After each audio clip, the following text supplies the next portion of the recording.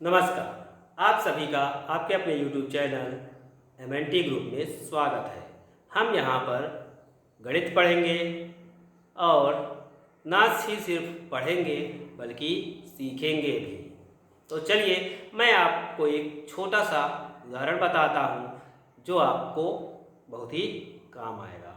तो जब भी हम सब परीक्षा देने जाते हैं तो क्या होता है, कई बार हमसे कुछ प्रश्न नहीं बनते हैं।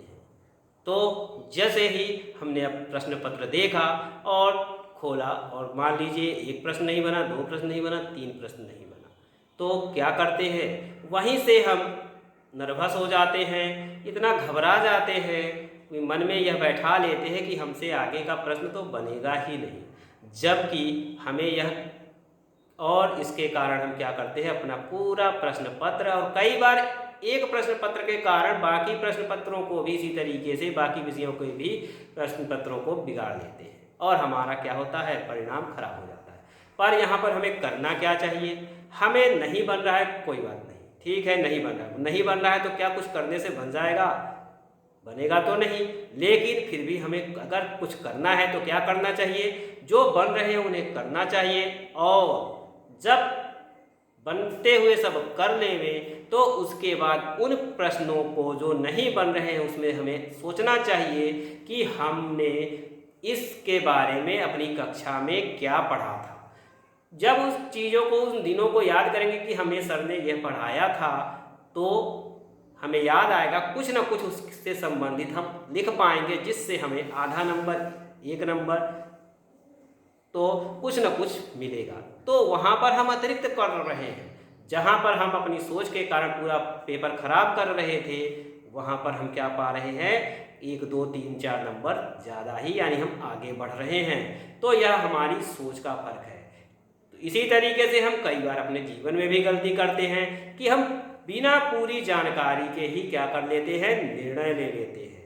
ठीक है, तो ना हमें अपने प्रश्न पत्र में, ना जीवन में, और मेरा संदर्भ इस वीडियो के लिए भी है कि आप बिना कुछ सोचे, बिना कुछ जाने ऐसे ही निर्णय ना ले लें कि यह हमारा वीडियो क्या है, कि यह मेरे काम का नहीं। हो सकता है यह बने, पर आगे के प्रश्नों में, आगे के प्रश्नावलियों में, अध्यायों में आपसे न बनता हो तो वहाँ पर काम आएगा। इसलिए आप इसे देखें और सब्सक्राइब करके रख लें कि जो भी पाठ आपको ज़रूरत होगी वह देख लेंगे। ठीक है, तो चलते हैं, हम वीडियो शुरू करते हैं। अब हम पढ़ेंगे पहला अध्याय, गणित कक्षा 10वीं की। तो पहला अध्याय हम जब पढ़ रहे हैं तो उसमें पहला सवाल उठाते हैं जिसमें हमें क्या करना है, अभाज्य गुणनखंड के रूप में व्यक्त करना है। भाई कैसे करना है, तो हमने बताया है कि हम यहाँ सिर्फ पढ़ेंगे नहीं बल्कि सीखेंगे भी। तो अभाज्य गुणनखंड, अभाज्य गुणनखंड, तो क्या होता है यह अभाज्य गुणनखंड। तो यहाँ पर मैंने अभी खंड कर दिया है, जबकि यहाँ पर एक साथ लिखा है। तो यहाँ पर एक है अभाज्य, एक है गुणन और ये खंड। गुणन मतलब सबको पता है, मल्टीप्लाई, गुणा करके लिखना, और खंड मतलब उसके टुकड़े कर देना। तो जब हम यहाँ पर इसको कई संख्याओं में टुकड़े कर देंगे और उनके बीच में इस तरीके से गुणा करते हुए तो गुणनखंड हो जाएगा। अब गुणनखंड जो करेंगे तो जो यहाँ क्या है, संख्याएं आएंगी, वह कैसी संख्या होनी चाहिए, तो वो अभाज्य संख्याएं ही होनी चाहिए। जब किसी संख्या को इस तरीके से हम तोड़ दें तो क्या होगा, वह अभाज्य गुणनखंड कहलाएगा। तो चलिए यही हम करते हैं। अब किस तरीके से करेंगे वो देखते हैं। तो हम पहला सवाल लेते हैं।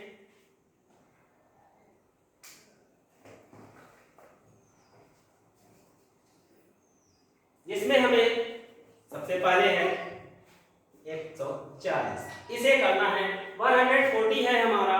140 को हमें क्या करना है, अभाज्य गुणनखंड के रूप में लिखना है। तो हम सबसे पहले इसको इस तरीके से लिख देंगे। अब हमें यहाँ पर क्या करना होगा, इसे विभाजित करना होगा और देखना होगा कि किससे किससे विभाजित हो रहा है। पर ध्यान यह रखना है कि यहाँ पर संख्याएं गुणनखंड के रूप में कौन सी होनी चाहिए, अभाज्य संख्याएं। इसलिए हमें सिर्फ और सिर्फ अभाज्य संख्या से ही गुणनखंड करना होगा। इसलिए सबसे पहला काम यहाँ पर आपको आता है कि 1 से लेकर के 100 के बीच की अभाज्य संख्याएं तो आप याद ही कर लो, जिससे जब भी यहाँ पर आपको करना हो तो आपको दिक्कत ना हो, आपका समय खराब ना हो। तो सबसे पहले आता है कौन सा, 2। तो 2 का क्या नियम है, 2 से कौन सी संख्याएं विभाजित होंगी, तो इसके लिए क्या करते हैं हम, सम संख्या बोलते हैं। अगर सम संख्या है तो विभाजित होगी, यानी कि 0 है, 2 है, 4 है, 6 है, 8 है, क्या है, कहाँ है, तो इकाई का अंक है। अगर इनमें से इकाई का अंक ये है तो यह संख्या 2 से विभाजित हो जाएगी, 2 से विभाजित हो जाएगी, कोई दिक्कत नहीं होगी। तो यहाँ पर है इसलिए हो जाएगा। तो यहाँ पर जब भाग देंगे तो 2 से 1 जा 40, पूरा पूरा हो गया तो बचे हुए 0 आ जाएंगे। फिर से यहाँ पर 0 है इसलिए फिर से हो जाएगा, तो 2 से फिर से कर दिया तो 2 3 जा 6, माइनस किया यानी कि हमने घटा दिया तो क्या बच गया 1 1। अब 1 यहाँ पर मान लेना है कि लिखा हुआ है, 1 लिखा रहेगा तो हम सबको पता है कि ये हो जाएगा, बन जाएगा 10। तो 2 5 जा 10। अब यह 2 से तो नहीं होगा क्योंकि यहाँ पर इनमें से कोई अंक नहीं है जो यहाँ दिए हैं। अब बारी आती है अगले अभाज्य की, जो कि आता है 3 का क्या नियम है, यहाँ पर हम सब सीखने भी चल रहे हैं, ठीक है। तो इसीलिए जब उसकी पहली बार जरूरत पड़ेगी तो हर चीज को यहाँ पर एक बार सीखेंगे जरूर, चाहे बनता हो या न बनता हो, क्योंकि किससे बनता है और किससे नहीं बनता ये तो हमें पता नहीं। तो हमें जिससे बनता है उनका क्या हो जाएगा, रिवीजन हो जाएगा, और जिनसे नहीं बनता है वो सीख लेंगे। तो यहाँ पर 3 का क्या नियम है, अंकों को जोड़ देना है, ठीक है, किसी संख्या के, और जोड़ने पर जो आएगा उसे फिर 3 से कर देना है। तो यहाँ पर नहीं आया मतलब नहीं विभाजित हुआ, इसलिए ये 3 से नहीं होगा। तो अगला आता है 5 का क्या नियम है, 5 में इकाई का अंक क्या होना चाहिए, 0 और 5, ठीक है। तो यहाँ पर 5 है इसलिए हो जाएगा 5 7 जा। अब 7 क्या है, खुद एक अभाज्य संख्या है क्योंकि यह 7 से ही होगा। अभाज्य संख्या क्या होती है, तो अभाज्य संख्या क्या होती है यह भी सीख ले, कई लोग न जानते हो शायद। तो अभाज्य संख्याएं वही संख्याएं होती हैं जो खुद से विभाजित हो, 1 से विभाजित हो, और दूसरे से ना हो विभाजित, तो वह संख्याएं क्या होंगी, अभाज्य संख्याएं होंगी, ठीक है। तो यहां पर हम देख पा रहे हैं कि क्या आ रहा है,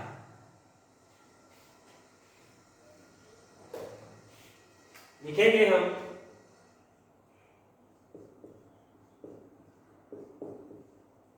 अब इसको घात के रूप में लिख देते हैं। तो 2 बार आया इसलिए घात 2, फिर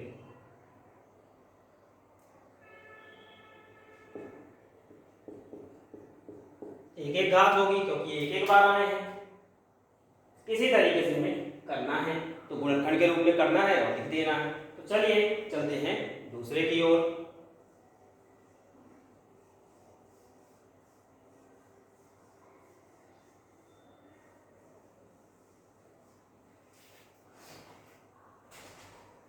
दूसरा है हमारा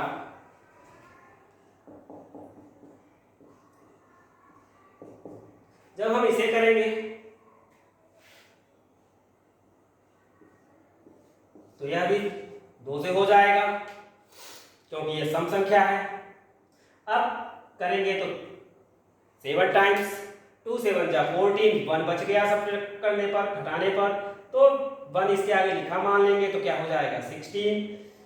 अब 2 से क्या होगा 8 टाइम्स 8 बार 2 8 16 होता है, ठीक है। हम में से कुछ बच्चे ऐसे भी होंगे जो 8वीं तक क्या है ठीक से टेबल भी याद न किए होंगे, 1 2 भी न बोलते होंगे, क्यों, उनकी कुछ अपनी समस्या होंगी, या तो स्कूल ही न जाते रहे होंगे या तो फिर घर में कोई पढ़ाने वाला ना होगा, इसलिए तो यहाँ पर कुछ शब्दों को हिंदी में भी पूर्ण रूप से बोला जा रहा है, तो अन्यथा न ले। बाकी हमारे आज के दैनिक जीवन में इन सब का इस तरीके से यूज होने लगा है कि हम उपयोग बोलते हैं तो हमको क्या लगता है, बिल्कुल अलग लगता है, बल्कि यूज क्या है आसान लगता है, तो उस तरीके से। तो अब ये 2 से हो जाएगा तो कितनी बार होगा, 3 बार हो जाएगा। फिर 1 बच गया तो यहाँ आ गया तो 3 हो गया। अब 9 जा, अब 2 से नहीं होगा तो 3 से चेक करेंगे, तो इन दोनों को जब हम जोड़ेंगे तो 9 3 12 हो जाता है। अब 3 4 12, 3 4 जा 12, तो हो गया 3 से, इसलिए क्या होगा कर देते हैं, तो 1 जा और ये 3 जा। अब ये जो अगला है वह भी क्या है, हमारी अभाज्य संख्या है, वो खुद से ही होगा, दूसरे से होगा नहीं, तो इसलिए तो लिख दिए 2 × 2 × 3 × 30। तो यहाँ हमने गुणनखंड के रूप में व्यक्त कर दिया है। अब इसे घात के रूप में भी कर देते हैं, 2 की घात 2 × 3 × 1 13। अब चलेंगे हम तीसरे, यहाँ पर हम इसको विस्तार से पढ़ रहे हैं। जब आगे की सवालों में इसका उपयोग करेंगे, यूज करेंगे, तो यहाँ पर इनको विस्तार से न करेंगे, बाकी चीज़ों को जो अलग चीज़ होंगी, नई चीज़ होंगी तो उसको करेंगे। जब हम किसी को पहली बार कभी पढ़ रहे हैं तो ज़्यादा विस्तार से बता रहे हैं, ठीक है। तो चलते हैं तीसरे की ओर, जो कि है 3825।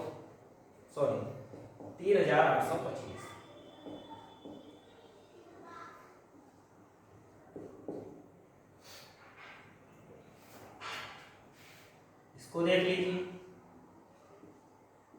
तो ये किससे होगा, 2 से तो होगा नहीं, 3 से पता करेंगे, तो 8 3 11, तो 13, 5 18, ये 3 आ गया, जो कि 3 से क्या होगा, आसानी से विभाजित हो जाएगा, इसलिए पूरी संख्या भी 3 से हो जाएगी। तो 1 जा, 1 बार हुआ, फिर 2 जा, 2 बार हो गया, बच गया भी 2, तो ये हो गया 22 22, तो 7 जा 21, 1 बच गया, जो बच गया को बोलते हैं वो कहाँ पर, इसको सब्ट्रैक्ट करने पर और घटाने पर, ठीक है। 5 जा 50। अब आपको ठीक है, कुछ लोग क्या करते हैं, इसको इस तरीके से लिखते हैं फिर डिवाइड करते हैं। अब कुछ लोग क्या करते हैं, डायरेक्ट करते हैं। तो क्या आपको पता है, आपकी हो सकती है क्षमता इस तरीके से डायरेक्ट हो, कुछ लोगों की इस तरीके से भी हो, इस तरीके से भी हो, लेकिन उनके मन में डर रहता है, इस तरीके से करूंगा तो नहीं। तो आपको दोनों तरीकों का यूज करना है, अपने प्रैक्टिस में लाना है, और जब तक आप यकीन न हो जाए, आपसे न बनने लगे, तब तक आपको इसको भी करना है, ठीक है। केवल इसी का सहारा न लें, आप डायरेक्ट भी करें। अब 1 और 2 3 3 7 10 10 5 15, 3 से फिर से हो जाएगा, तो 3 4 जा 12, फिर 3 2 जा 6, 1 बच गया, 3 5 जा 50। अब फिर से चेक करेंगे, तो 4 और 2 6, 6 5 11, 3 से होगा नहीं। फिर बात अगला है जो अभाज्य संख्या है वो है हमारा 5 यहाँ पर देखें कि इकाई में 5 ही है, इसलिए हो जाएगा। तो ये छोटा है तो 42 ले लिए, तो 8 जा, फिर 40 आया, 40, तो 2 बच गए, तो ये हो गया 25, तो 5 जा। अब फिर से 5 है तो फिर से हो जाएगा, तो फिर से 1 जा, 3 बच गया, और 35 हो गया, तो 7 जा। अब हमारा जो ये 17 है, 17 है, वो एक अभाज्य संख्या है, इसलिए खुद से ही होगा। तो क्या आता है,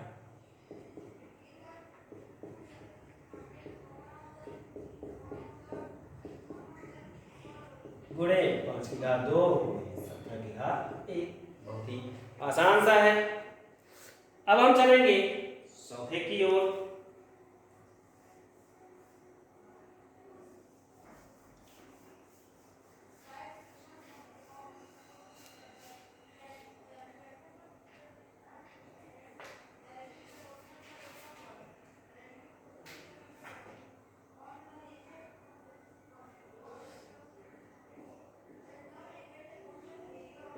चौथा है 5005।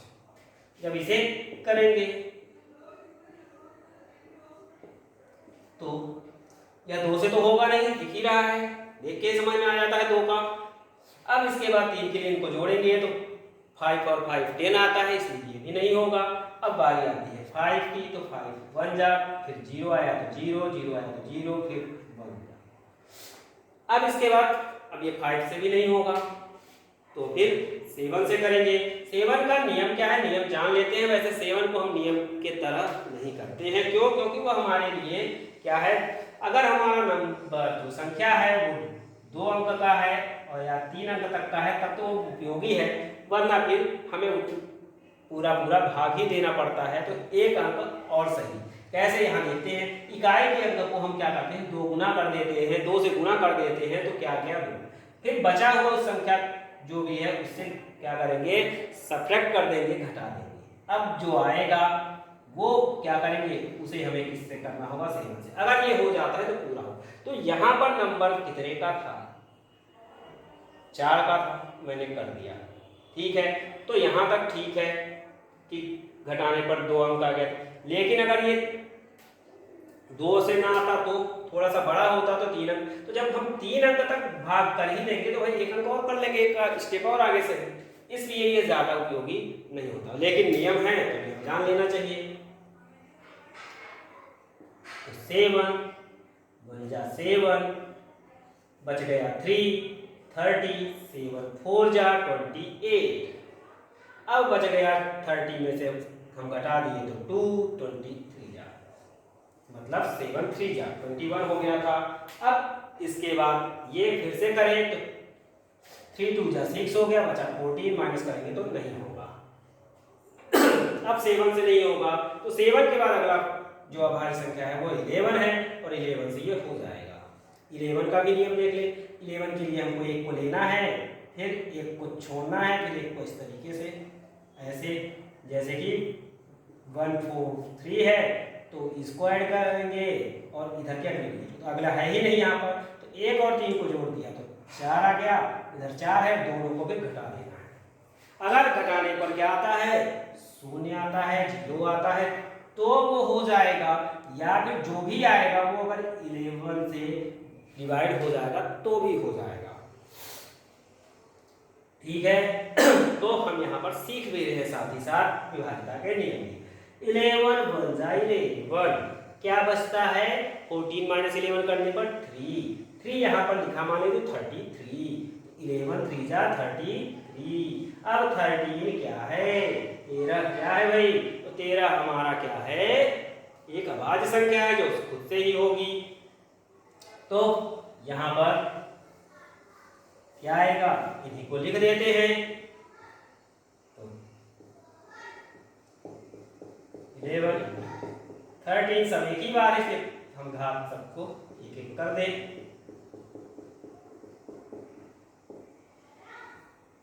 ठीक है, अब हम चलेंगे पांचवें की ओर। पांचवा हमारा है 7429।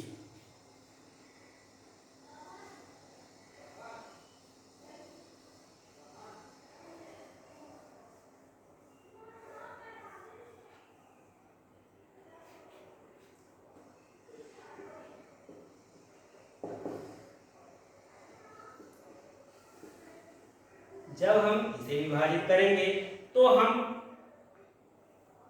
सभी से चेक करेंगे, इसी तरीके से जांच करेंगे कि किससे किससे होता है। तो हम यह देख पाएंगे कि यार ना तो 2 से होगा, ना ही 3 से होगा, ना ही 5 से होगा, ना ही 7 से होगा, ना ही 11 से होगा, ना ही 13 से होगा। तो होगा किससे, यह सबसे पहले 17 से होगा। ठीक है, अब इससे क्या होगा, हमारा समय बच गया। ठीक है, हमने आपको नियम बता दिए। 11 के बाद आपको 30 से आगे से क्या करना होगा, भाग दे करके चेक करते रहेंगे। अब बारी आती है 17 से हो रहा है, तो यहाँ पर क्या होगा, 4 था। 17 के 4 टाइम्स हम जब टेबल पढ़ते हैं तो आता है 68, और जब उसे हम घटाते हैं तो घटाने पर आता है 6। अब 62 तो 17 3 जा 51। अब 11 बचता है, 119 हो गया, तो 7। अब क्या ये 17 से फिर से होगा, तो जी नहीं होगा, ये अगला है 19 से होगा। क्यों, क्योंकि अगली प्राइम नंबर 19 है, यानी कि अभाज्य संख्या। ठीक है, अगला अभाज्य हमारा 19 है, इसलिए 19 से होगा।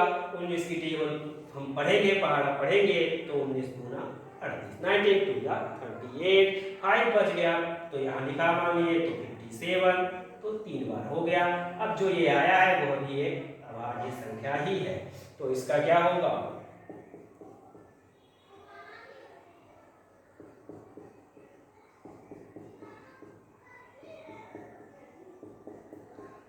कई बार हमारे मन में आता है क्या हम इस तरीके से लिख दें, इस तरीके से ना लिखें तो क्या गलत हो जाएगा, तो बिल्कुल नहीं होगा।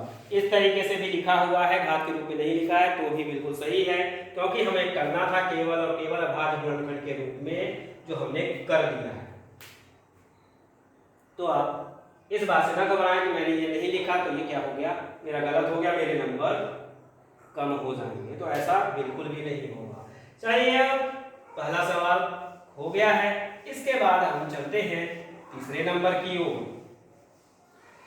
जी हाँ, तीसरे नंबर की ओर आपके मन में क्या सवाल उठ रहा होगा कि पहले के बाद तो भाई दूसरा आता है तो ये तीसरा क्यों बोल रहे हैं। तीसरा इसलिए बोल रहे हैं क्योंकि हम जरूरत के हिसाब से चलते हैं, ठीक है। तो इस प्रश्नावली में हमें पहले के बाद तीसरे को ही करना चाहिए। क्यों करना चाहिए, इसके बारे में विस्तार से जब हम दूसरा सवाल जब हल करेंगे तो बताएंगे कि हाँ ये क्यों तीसरा पहले जरूरी था और दूसरा बाद में, ठीक है। तो अब जो काम है, कुछ काम हमने जो भी पहले में किया है वही काम तीसरे में करना है, कुछ और भी काम करना है, ठीक है। इसलिए हमारे लिए पहला सीखना था और पहले के बाद तीसरा जरूरी था, ठीक है। तो तीसरे में है अभाज्य गुणनखंड विधि द्वारा HCF और LCM ज्ञात करना है। तो यहाँ पर हमें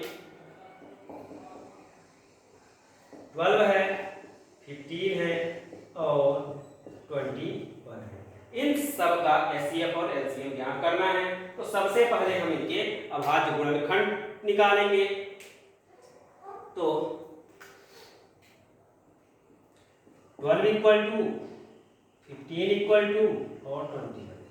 अब या तो आप उसी तरीके से कर लें या तो यहाँ पर डायरेक्ट भी कर सकते हैं। डायरेक्ट कैसे, मतलब वो काम वही करेंगे पर ये चूंकि छोटे नंबर हैं कि हम ना भी करें तो हमसे हो सकता है, तो जिनसे नहीं बनेगा तो उस तरीके से लिख करके करेंगे भाई, और इनसे बन जाए तो इसी तरीके से डायरेक्ट करो, क्योंकि हमें समय बचाना है।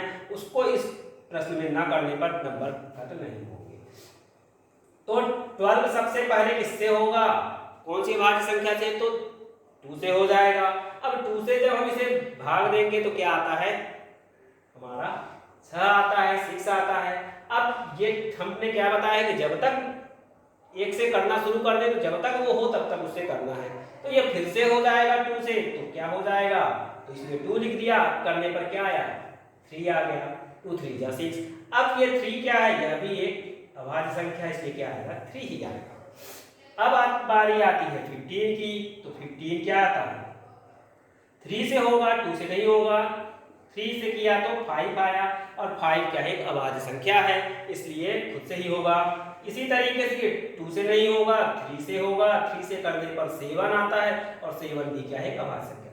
कितना आसान था, इसे जरूर दें। पर अगर आप ना समझ पाए तो इसे आपको इस तरीके से लिखना ही होगा कि 2 से 6, 2 से फिर 3 और फिर 3 से 1। यही चीज मैंने यहाँ पर किया है। तो अपनी अपनी क्षमता के अनुसार करना है, इसे भी करोगे तो बहुत ज्यादा समय नहीं लगेगा, ठीक है। तो इसलिए आपको अगर ये आ जाए तो यहाँ पर डायरेक्ट करें, नहीं आए तो इसे पूरा पूरा करें। अब हम चलते हैं LCM और HCF की ओर। तो देखिए LCM और HCF, LCM निकालेंगे जब हम तो क्या बातों का ध्यान रखेंगे, तो LCM में हमें यहाँ पर जो जो संख्याएं आई हैं, जो जो अभाज्य संख्याएं आई हैं गुणनखंड करने पर, उन सभी को लिखना है। तो क्या क्या आई है, यहाँ पर हमें 2 भी दिख रहा है, 3 भी दिख रहा है, 5 भी दिख रहा है, 7 भी दिख रहा है। अब बारी आती है कि इनमें से किसको लिखना है, कितनी बार लिखना है और किसका लिखना है। तो मैंने बताया सबको लिखना है। कितनी बार लिखना है, सबसे ज्यादा बार वाले को लिखना है। किसका, जिसमें कई बार क्या होता है, एक से ज्यादा में या सब में होती है, वो संख्या, तो हमें सबसे ज्यादा बार जिसका हो उसका लिखना है। तो यहाँ पर 2 सबसे ज्यादा बार इसी बस में है 2, और जितनी बार है उतनी बार लिखना है। फिर 3 सभी में है लेकिन एक एक बार ही सभी में है, इसलिए सिर्फ एक ही बार लिखेंगे। अगर यहाँ पर 2 बार होता तो इनका ना लिखते, इनका लिखते। फिर इसी तरीके से 5 और 7। अब हम क्या करेंगे, एलसीएम निकालने के लिए इन सबको मल्टीप्लाई कर देंगे, यानी कि गुणा कर देंगे। तो 2 2 जा 4, 4 3 जा 12, 12 5 जा 60। अब 60 आया तो 0, 7 6 जा 42 और 0 का 0 आ गया, तो बहुत ही आसान सा था। अब बारी आती है एचसीएफ के लिए। एचसीएफ के लिए हमें ध्यान रखना है कि जो सभी में हो उसी को लिखना है, और जितनी बार होगा उतनी बार, लेकिन सब में हो। तो यहाँ पर 3 ही ऐसा एक क्या है, आवाज संख्या है जो सभी में है और सिर्फ एक बार है, इसलिए इसका एचसीएफ क्या आया, 3 आया।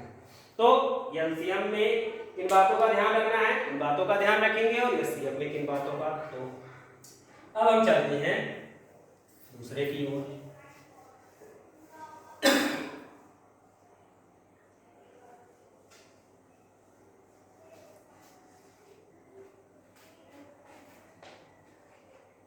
दूसरा हमारा है बहुत ही आसान है।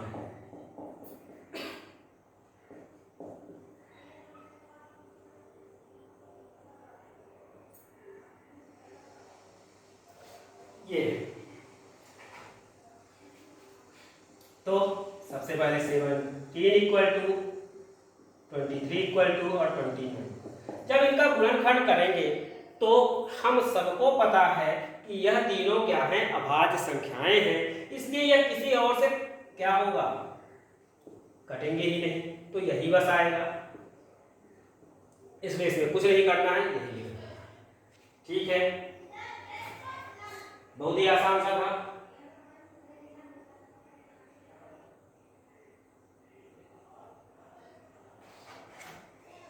अब आप एलसीएम निकालोगे। एलसीएम निकालने के लिए इनको क्या करना पड़ेगा, गुणा करना पड़ेगा, मल्टीप्लाई करना पड़ेगा। इनको जब गुणा करेंगे तो इस तरीके से कर देंगे। अब कई बार ऐसा होता है कि हमारे जो पुस्तक में जो क्वेश्चन दिए हैं वही आ जाते हैं, तो अगर आपको ये अंक याद रहे कि हाँ यही आया है तो इसका गुणन भी आप कर सकते हो, क्योंकि इसको गुणन करने में जो समय व्यतीत होगा वो परीक्षा में ना हो। लेकिन यह काम सिर्फ परीक्षा के समय करना है, बाकी आपको हल करके प्रैक्टिस ही करनी है। ठीक है, क्योंकि यह नहीं जानते कि यही आएगा, ऐसा कौन कह सकता है। तो आप किसी चीज को 100% मान के ना चलें। अब हम चलेंगे इसमें एचसीएफ की ओर।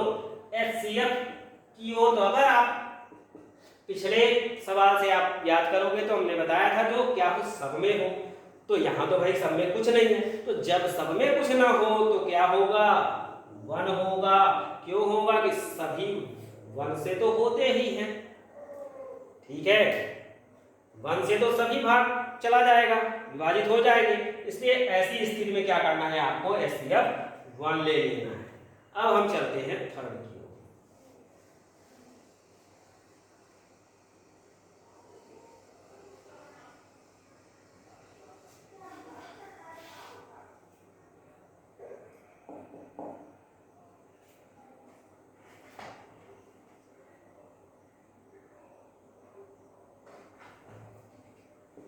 थर्ड है हमारा 8, 9 और 25।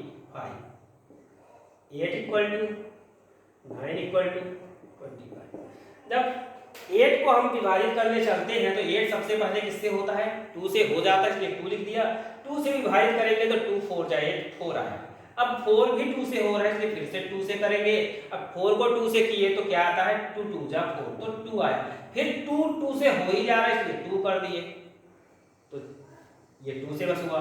9 की बारी आती है तो 9 2 से तो होता नहीं है, इसलिए 3 से करना होगा। 3 से करने पर 3 3 जा आता है, इसलिए 3 आया, और 3 किससे होगा, 3 से ही होगा। इसी तरीके से ये 5 से होगा और 5 से ही बस होगा, तो ये भी बहुत आसान है। तो इसके लिए आपको उस तरीके से पूरा करने की जरूरत नहीं है, इसे आप डायरेक्ट इस तरीके से भी कर सकते हो। पर यदि आप नहीं कर पाते तो वही करें, ये नहीं है कि इसी तरीके से करने के चक्कर में आप गलत कर दें। तो गलती ना ही करें, थोड़ी सी देर हो जाए भले से, पर उन बच्चों के लिए है जो बच्चों से बनता है, गलती नहीं करते हैं तो फिर समय ही बचाना चाहिए। अब चलते हैं हम एलसीएम की ओर। एलसीएम जब निकालेंगे तो क्या करेंगे, तो यहाँ पर तो ये सबसे अलग अलग ही है तो तीनों ही आएंगे, 2 × 2 × 2 × 3 × 3 × 5 × 5, इसका 2 आया, इसका 3 आया, तो जितनी बार है उतनी बार आएगा। अब इन सबको मल्टीप्लाई करेंगे तो इसको मल्टीप्लाई करने पर यही आया, इसका ये आया, इसका ये आया है, इसलिए इन सबको। अब बारी आती है कि भाई हम किसको पहले करें, तो सबसे पहले हम इसको इससे करें, इसको इससे करें, तो हमें उससे मल्टीप्लाई करना चाहिए जिसमें 0 आए। तो 8 × 5 क्या होता है 40, इसलिए हम सबसे पहले इसको करेंगे। तो जब आप इसको करोगे तो क्या होगा, ये हो जाएगा 200 यानी कि 200, और 2 9 जा 18, और 100 है तो 100 यानी 0 है तो 0 0 आ गया।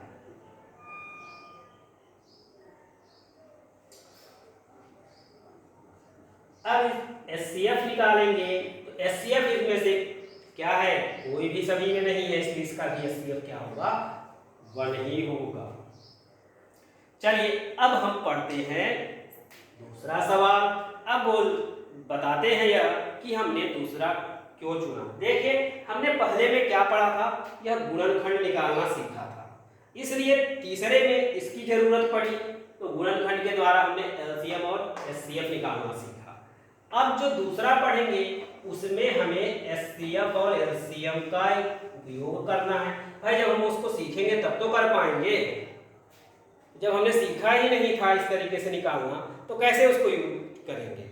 इसीलिए सबसे पहले हमें क्या है, दूसरे से पहले तीसरे को पढ़ना चाहिए और फिर दूसरे को। तो यह पुस्तक में गलती हो गई है, ठीक है, उसका सुधार नहीं हो रहा है, कभी ना कभी होगा ही, देर सवेर करना चाहिए जल्द से जल्द, पर नहीं है तो आप और हम करें। चलते हैं दूसरे सवाल की ओर। अब जब हम दूसरा पढ़ रहे हैं तो अब हमने एलसीएम सीख लिया है, तो अब हम उसे भी जल्दी करेंगे, उसको विस्तार से नहीं करेंगे, क्योंकि अगर आपको उसको सीखना है तो दूसरा प्रश्न देखें, और अगर आपको गुणनखंड सीखना है तो पहले प्रश्न को देख लें, उसमें विस्तार से बताया गया। अब यहाँ पर दूसरे सवाल में क्या करना है, तो यहाँ पर पूर्णांकों के निम्नलिखित युग्मों के एचसीएफ और एलसीएम ज्ञात करने, तो हमें पहले में एचसीएफ और एलसीएम ज्ञात करना है, साथ ही साथ जांच करनी है कि दो संख्याओं का गुणनफल बराबर क्या होता है, एचसीएफ गुणे एलसीएम। तो पहला नंबर जो हमारा है वो है 20 और 91। तो यहाँ पर हमें क्या करना है, इन सब का पहले गुणनखंड निकालना होगा जो पहले में कर चुके हैं। तो भाई इसको जब करेंगे तो ये 2 से होगा, और क्या आएगा, ये आ गया इसका गुणनखंड। फिर जब हम 91 का निकालेंगे तो ये 2 से नहीं होगा, किससे होगा, 3 से भी नहीं होगा, क्योंकि ये है, ये सबसे पहले होगा 7 से, और 13 से 1 जा 90, ये हो गया इसका गुणनखंड। अब गुणनखंड की बात हम एलसीएम निकालेंगे, तो एलसीएम में 2 है, एक ही बार इसी वर्ष में है, फिर 7 है, 7 है, फिर 13 दोनों में है, लेकिन दोनों में सिर्फ एक ही बार, इसलिए हम एक बार ही लेंगे। सबसे ज्यादा बार, अगर कोई चीज एक से ज्यादा में है तो सबसे ज्यादा बार जिसमें हो उसी का लेना है, इक्वल टू। अब इन सबको क्या करते हैं, मल्टीप्लाई कर देते हैं, तो क्या होगा, 13 से 1 जा 91 आया, इसको 2 जा कर दिए तो 2 1 जा 2 आ गया, 2 9 जा 18 आ गया। अब हम एचसीएफ निकालेंगे। एचसीएफ देख रहे हैं कि यहाँ पर दोनों में क्या है, 13 है, जो कि दोनों में है 13, इसलिए क्या होगा, ये हमारा एचसीएफ हो जाएगा। इतना काम तो हमने किसमें सीखा था, तीसरे में सीखा था। अब बताइए अगर हम पहले दूसरा करते तो यह चीज जब सीख लेते तो फिर तीसरे सवाल की क्या जरूरत थी, कोई जरूरत थी नहीं। तो या तो तीसरा सवाल ही नहीं देना था, या तो तीसरे को पहले देना था। फिर बारी आती है अब जो हमें करना है, यहाँ पर हमें करना है कि जांच करनी है कि HCF into LCM equal to क्या होता है, संख्या 1 गुणे संख्या 2। दोनों संख्याओं को गुणन करें और HCF और LCM को क्या करें, गुणा कर दें, तो क्या आएगा, एक समान आना चाहिए। तो HCF हम लिख लेते हैं भाई, हमारा है 13 गुणे LCM जो आया है 182 आया है, बराबर हो जाएगा, पहली संख्या है हमारी 26, दूसरी संख्या है हमारी 91। अब हम इस दोनों को मल्टीप्लाई कर देते हैं, तो देखते हैं तो क्या आएगा, 13 से जो मल्टीप्लाई करना है तो आप टेबल से मल्टीप्लाई करोगे,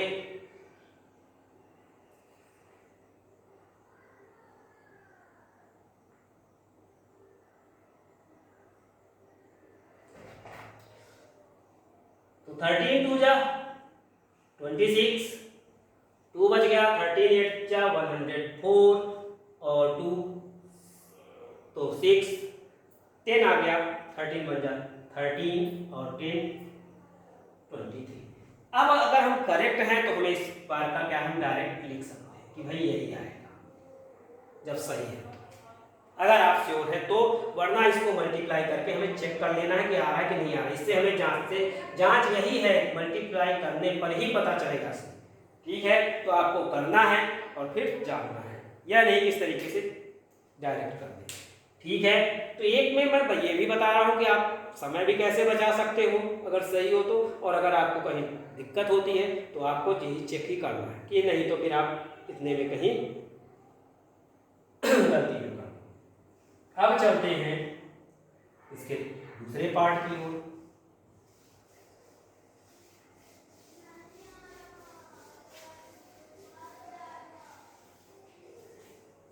दूसरे में हमें क्या करना होगा,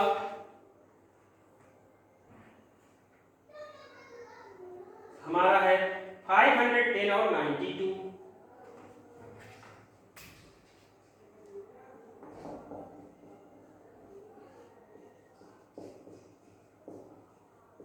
इसलिए हमें इनका गुणनखंड करना होगा।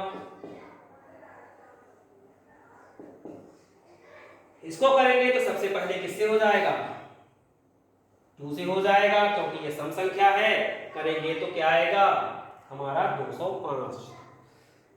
फिर जो है वो नहीं होगा तो आप इस तरीके से उसे अलग भी कर सकते हो। 205 फिर 2 से नहीं होगा, 5 2 7, 3 से भी नहीं होगा, फिर 3 के बाद फिर 5 से हो जाएगा। तो करेंगे तो क्या आता है 205,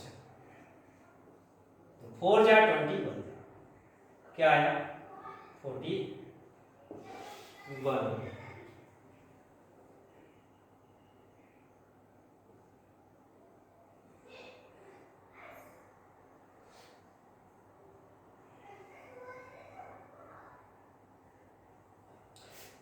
यहां पर कुछ गड़बड़ हो रहा है, 205 यही गड़बड़ होगा। 205 में होकर के क्या आएगा 255। अब ये 55 जो है वो क्या हो जाएगा तभी कहूंगी क्या होता है, तो ये हो जाएगा हमारा 5 5 10 2 12, तो 3 से भी होगा। तो 3 से जब होगा तो 3 8 जा 24 और 115, तो 5 जा। अब ये 3 से नहीं होगा तो 5 से होगा, 5 से करने पर 17 5 जा आता है, 17 क्या है हमारा अभाज्य संख्या है, इसलिए ये होगा। अब इसी तरीके से इसको करेंगे तो ये 2 से हो जाएगा, तो बचेगा क्या 46। अब ये से फिर से 2 से हो जाएगा, इसलिए 2 से फिर से करेंगे तो क्या आएगा 23। अब 23 क्या है अभाज्य संख्या है, इसलिए भाज्य। अब इसका गुणनखंड हो गया। अब गुणनखंड करने के बाद हमें क्या करना है, एलसीएम और एचसीएफ निकालना होगा। तो एलसीएम और एचसीएफ निकाल देते हैं। एलसीएम देखते हैं कि यहाँ पर 2, अब यहाँ देख रहे हो आप कि यहाँ 1 एक ही बार आया, यहाँ पर 2 बार आया, तो मैंने बताया था कि जिसमें सबसे ज़्यादा बार आया हो उसका लेना है, तो इसका ले लिए 2। अब 3 तो एक ही बार, सभी बाकी सब एक ही बार है तो एक ही बार लेंगे।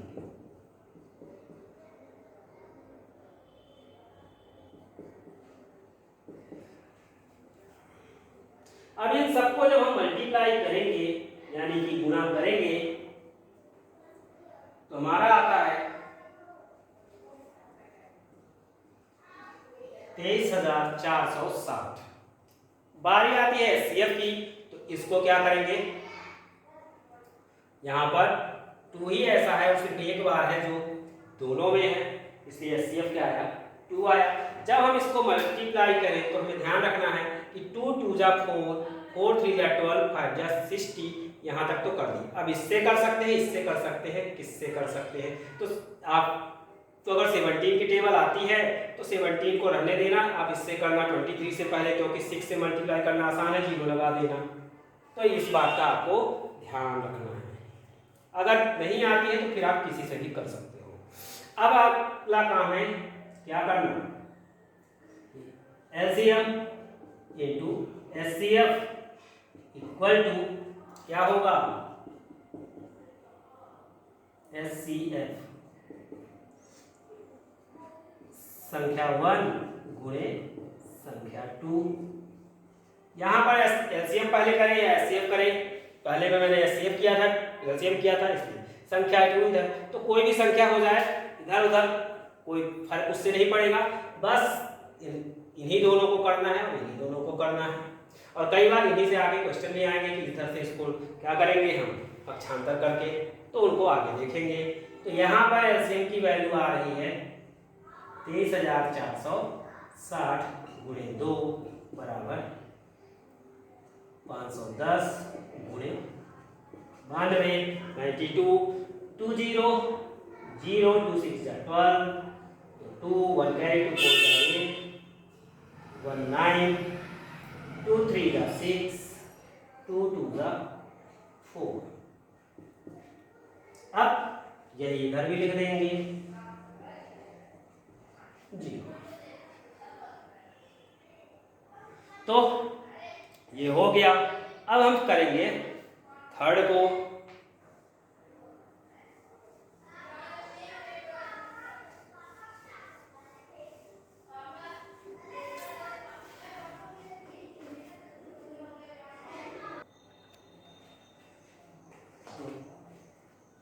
थर्ड नंबर है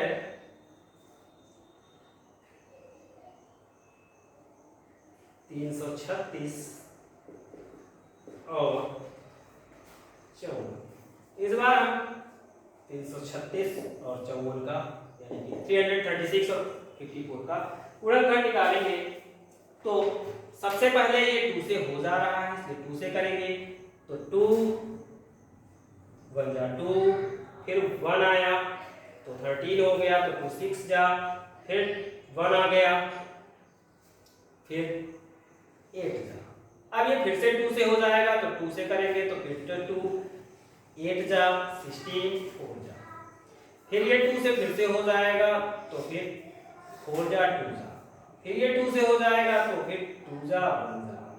अब ये 2 से नहीं होगा, ठीक है, तो 3 से होगा, तो 3 इंटू 3 से बन जाए 21 और 7 क्या है अभाज्य संख्या, इसलिए